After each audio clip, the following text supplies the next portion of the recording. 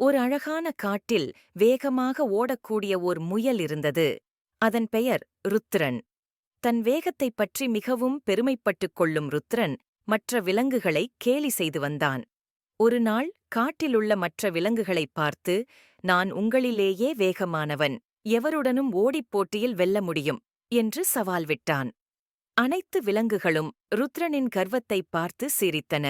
அப்போது மெதுவாக நடக்கும் ஒரு ஆமை முன் வந்து, ருத்ரன், உன்னுடன் நான் ஓடிப் போட்டியில் கலந்து கொள்ள தயார் என்றது. ருத்ரன் ஆமையை பார்த்து சிரித்து, ஆமை, நீ என்னுடன் எப்படி போட்டி போட முடியும்? நான் கண் சிமிட்டும் நேரத்தில் உன்னைவிட 10 கிலோமீட்டர் ஓடிவிடுவேன் என்று கேலி பேசினான்.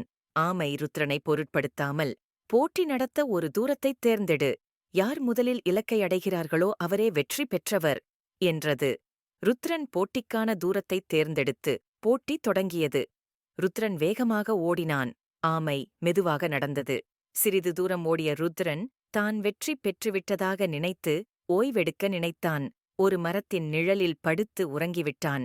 இதற்கிடையில் மெதுவாக நடந்து கொண்டே இருந்த ஆமை இலக்கை நெருங்கிக் கொண்டிருந்தது. ருத்ரன் உறங்கிக் கொண்டிருப்பதை அறியாதது.